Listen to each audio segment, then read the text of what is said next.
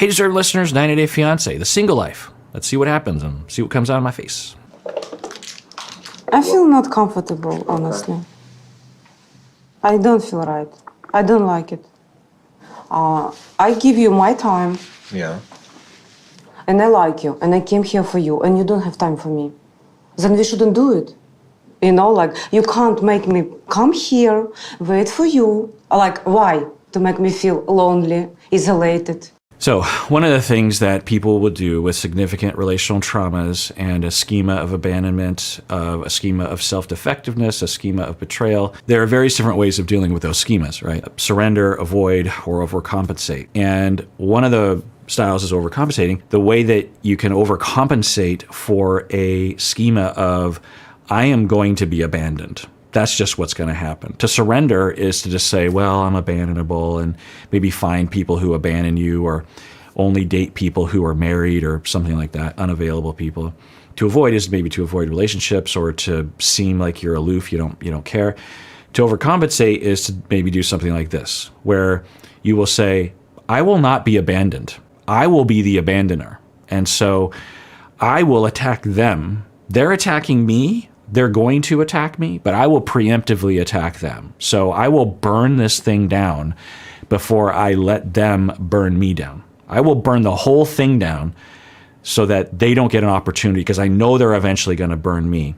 There are rational times for us with this, like if you know you're about to be fired from a job or something, you hear rumors and it's sure, you come across a memo or something and it's your boss is having a secret conversation with their colleague about you're about to be fired, and as a way of trying to avoid humiliation, you quit, right? You're like, hey, I quit, screw you. And you're trying to avoid the humiliation or whatever. I don't know, that's just an example. But many people with these kinds of schemas, because there's 3 ways of dealing with it. So I don't know the statistics, I don't know if we even have those, but I would say anecdotally, you're going to see a lot of people with this overcompensation style, which is preemptive, I will burn this thing down because I know you're about to hurt me. Sure. I haven't rejected. Why? I have bad feelings now. A man who doesn't care about my feelings is not my man. Well, I'm here right now, and I have this time for you. Good. And enjoy. Okay. But just imagine if you're Josh. Like, just imagine, hear him. You're like, what is happening right now? We had a lovely time. What's happening right now? Why is she so angry at me? What did I do to her? Now, maybe he did do something, but we didn't see it, and she's not talking about it. I mean, I've had a good time with you this week. Why would you call me here if you're busy? Come on. Well, this is all that I have. I'm sorry. Then I don't like it. I don't. Yeah, I mean, just imagine what is the possible way out of this for Josh. He's supposed to say, oh my God, I'm so sorry. I will quit my job. I'll move to Florida with you. Well, what? Like, what's the logical request here? You know, and so when I work with couples, or an individual like Natalie with the schemas that I am wondering about, actually, it's pretty dicey. There's a process, because I specialize in these kinds of things, and it takes a long time. So, but there are some situations where I feel like our relationship is strong enough and there's enough insight for the individual, and I would say to them, I'd be like, okay, I hear you. Well, often they will have these feelings towards me, and they will say almost this exact same thing to me. So they will say something like, you know, you isolate me, and they probably wouldn't say that because it doesn't make any sense, but they would say, you purposely deny me my needs, and because of the fact that you won't answer my phone calls in between sessions or something like that. You know, a similar delusional idea that is highly distorted, right? And they'll be attacking me, your therapy isn't working, you know, all this kind of stuff. And, you know, it depends, but if I've determined that it is one of these schema reactions from complex PTSD and other kinds of traumas, if I determine that it is that, and I have a good enough relationship, I might say something like, okay, I hear you, I'm with you, tell me more. And then eventually I might say, okay, so what are you requesting of me? what do you want me to do? Because I can answer that. I could say yes or no, or maybe to a request. I'm hearing maybe you want me to do something. What is it specifically that you want me to do? So in that moment, I'm asking them to differentiate a bit, right? To say like, yeah, what am I asking? So if I asked her that, she probably wouldn't have a good answer because she would know it doesn't make any sense, because she is operating from a place, I think, of I want Josh to quit his job and to drop everything for me 100% of the time. And he's saying, I can't do that. And maybe there's reasons for that. And if we, again, insight, relationship, we were able to help Natalie to feel like, well, just because he can't do that for you doesn't mean he isn't a secure attachment, doesn't mean he doesn't love you. That's what you're focusing on, but that isn't necessarily what's happening. You're equating the fact that he's going to work and that he's not 100% available to you as evidence that he doesn't really love you and that he's purposely trying to isolate you and manipulate you. Again, in this state, though, I don't think she has enough insight to handle that conversation. So if and when I have experienced this kind of thing, say it's the first 6 months of therapy and I'm getting this from a client, I would listen and validate. I'd be like, okay, so what you're saying is that you feel like I'm doing this to you. Is that right? Yes. Okay, I hear you. And tell me more. How does that feel for you? It feels like this. It feels like you're a terrible therapist. Okay, so you're really feeling like I've let you down, like I've completely, screwed up with you. Is that what I'm hearing? Yeah, and it's bumpy. It's hard for me, particularly for the client, because they're wrestling with closeness and the fears that come with it. It's much worse for the client than it is for me. But this is where the corrective experiences happen. If I stick with them through that, then that proves to them that I'm really, it's another tick in the column of I'm not actually going to leave them. So that's another possibility, or another way of looking at this with the overcompensation part of I'm going to burn this house down before you burn me, is that she could be testing him, because right now she has an elevated sense of attachment and security because she's about to leave. And she's like, what if he gets together with someone else after I leave? I'm not going to be able to see him. It's going to be long distance. Fear, fear, fear, fear, fear. Well, what if I put him, and this is subconscious, 90% of it, what if I put him to the test and I really press on him, and if he passes it, then that will make me feel more secure as I leave. So she does this to him, and then she might be subconsciously hoping that he gets down on his knees and he says, oh my God, I love you. I'm so sorry. I won't go to my job today. I'll be here for you. That's likely, that might actually work for her. And then she'd be like, oh. But if he doesn't do anything like that, if he's just normal and self-protective of just like, why are you yelling at me? Then to her, she's like, see, I knew it. I knew this wasn't secure. So now I have my answer. A lot of people with these kinds of anxieties, they would rather get to a bad answer than to have the question itself. And so I want to help people like this to be able to sit with the question, to be able to sit with, you don't, because you don't. There's no way for her to know if Josh is a secure person. There's no way to know. There's just no way to answer that question, and that sucks. And that's why the Natalies of the world need someone else, maybe a therapist, that she can depend on attachment-wise, so she doesn't put all her eggs in the Josh basket and thus have this kind of reactivity. So yeah, this escalated a lot faster than I thought it was going to, but it really makes a lot of sense given what we've seen. It's not what and I told you, it's a problem with us. We come from different worlds. I understand. Well, I'm sorry you're feeling that way. Sorry will not help. Okay. Listen, Josh, I put my effort for you. Right. If you don't put your effort for me, it's not gonna happen. Nothing. None of it. This beautiful moment you will remember all your life. Without me. Yeah. Can you imagine? Can you imagine? Now, as a therapist, this is par for the course. This is what I do. This is normal.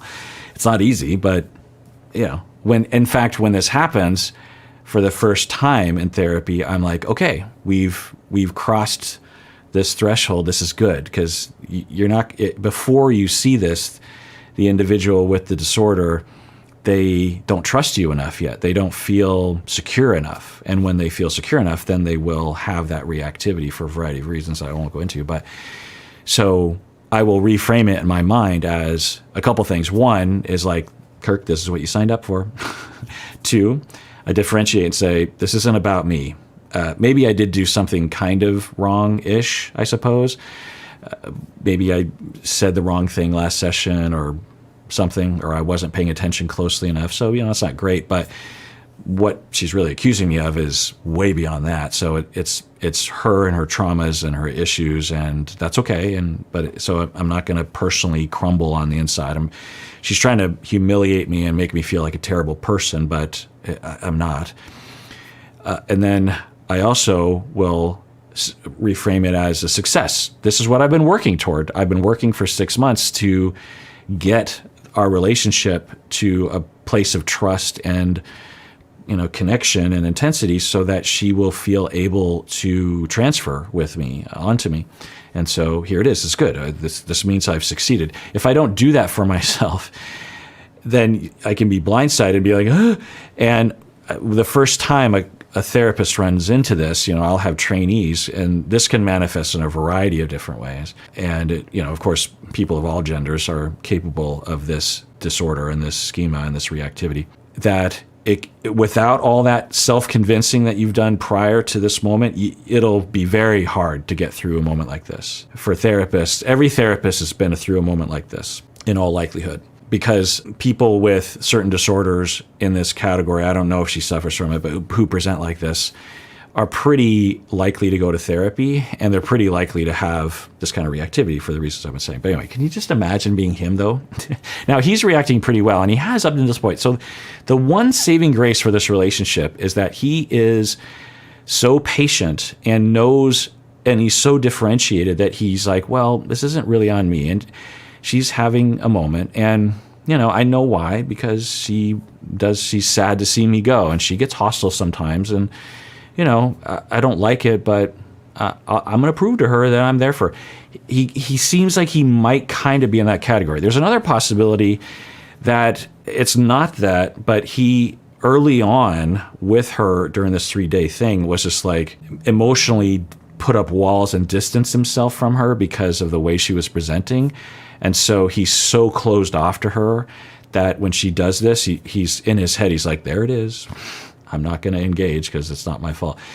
And so he's not into it at all. But I don't know, I could see it being the former, where he's like a caring, patient soul. I've seen couples like that work with character issues that I think she has. I don't know if she does, but with the things she's presenting with, I've seen it work with people that are just so good at framing what's happening. They're just like, yeah, my partner, he gets upset sometimes, and it's not great, but it's their issues, and they'll eventually come around. And I just want to prove to them that they're lovable and that they don't need to do that. And I take a break, and I have my friends that I go to, I have my therapist and I go to, and then I come back, and they eventually calm down, and we get through it, that kind of thing. So I don't know. I guess we'll find out which he is. The problem with Josh, he's not emotional man. And whatever he says very calmly. I cannot read him. It's new, strange, too complicated. So she could be seeing that he's differentiating and for self-preservation. The other possibility is that he has a different attachment style, an avoidant one, in which he is kind of blank on the outside, which they can be. And avoidance and preoccupieds often will coalesce in this way. I don't know if there's any way for this to recover, because if they had another couple of days, then maybe, but she's imploding right now, and he's doing a pretty good job, but unless she can rein it in, he's probably just going to be like, hey, okay, well, I had a great time with you, and we'll talk on the phone, and then she's just going to keep doing this stuff, and what's the chance that he's going to want to do this again? Which honestly just makes me sad for Natalie. I didn't know or predict when we first started seeing her on the show that she would have this much reactivity, So I had higher hopes for her. I thought maybe if she met someone that was different from Mike, because Mike is so, how do I say it? He is particular in his reactivity.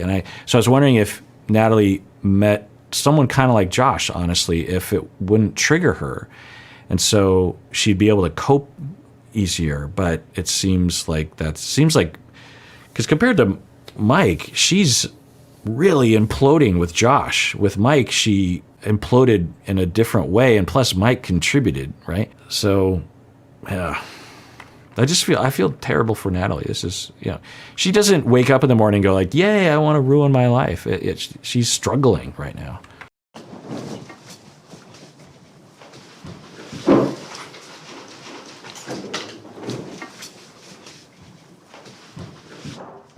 And his behavior could come across as cold and mean, but he's being berated. I want people to understand that. He's being completely irrational, from what we understand on the show, completely irrationally attacked for nothing, yelled at, accused of things.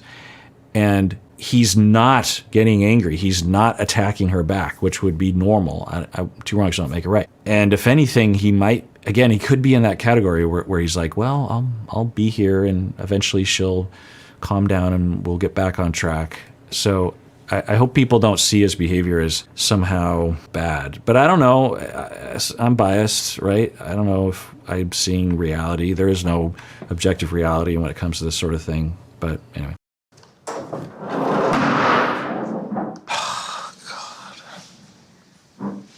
What's going on? I have no idea, bro. When people say bro in those situations, I don't know, I'm an old person, but anyway, the beginning, I have no idea. Right. So that was my suspicion, was that there's zero basis for this. It's just the way I've been framing it, which is not her fault. Remember, it's her reactivity that she suffers from, and it's not a choice that she has, but he's now wondering what happened. We haven't talked about anything, and it was fine. And then, now this. Yeah, I think what happened was Natalie, was struggling with him leaving. And so she was, as a way of coping, closing herself off to him. That's when she was on her tablet, turning away from him. And I think maybe best case scenario, he's like, wow, she's pretty cold. And then he's like, well, I'm going to go now, kisses her goodbye. She goes, and then they separate. But the damage isn't too bad, and there's still something to salvage later on. Who knows? I think that was what was happening, is she was trying to not do this. But then I think the producer said, come on in here, let's have a talk. And then she did that jaunty smile and then immediately went after him, because I think she knew that that's what was at the boiling point. So I think that's what happened.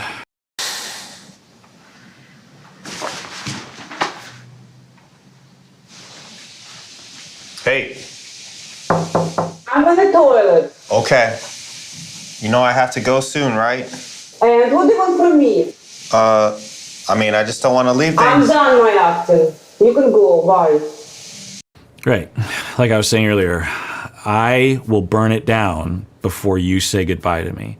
I will preemptively reject you and push you away, because we all know that you're going to reject me. But in the process, she potentially ruins the beginning of a relationship. I don't know if they would have worked, but if they were going to work, they're probably not going to now, right?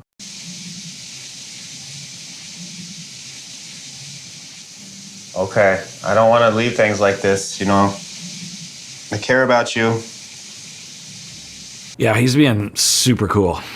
Aside from the bro thing. That's just me. But yeah, he's being super cool, and he's doing everything. He's doing everything that one could do in a situation like this to try to make it not go horribly. So maybe he is a good match for her. But I don't know. It's hard to imagine that the relationship would go beyond this. You want to talk? I'm peeing. I'm busy. Okay. Are you going to come out?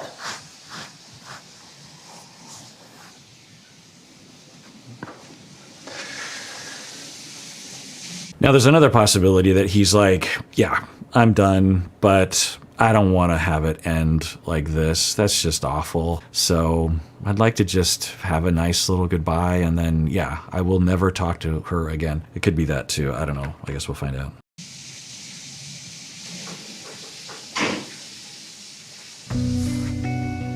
I need Josh to tell how much he cares and wants me to be next to him. He just making breakfast and about to leave. And it's like, what about me?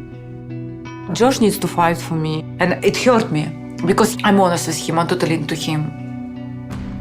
I want the same back and I don't get it. Yeah, you'll hear individuals like this say things like that. It's classic, really. That's how it feels to her, right? Like, she was the one being neglected. She was the one being harmed. All she was looking for was for him to indicate that he liked her. And he did. He went up to her, was trying to engage with her, trying to sit next to her, and she's like, "Don't touch me." And she was giving him all this negative vibes, and he was. And then eventually he's like, "Well, I guess I'll go eat breakfast in the other room." And it's the way it feels to her is the way she sees it, which is he completely rejected me. He just went in the other room. He didn't even care about me. And yeah, that's how it feels. And that's the narrative. And you hook them up to a lie detector test, they are not lying. They believe that to be true. They're so distorted in their perceptions that is reality to them. And to tell them otherwise is fighting words. And then if that's your story, then it makes sense that you would be very hurt and very angry. So it really begins with the perceptual distortions. Okay, well, let's end it there. And everyone out there, please take care of yourself because you deserve it. You really, really do.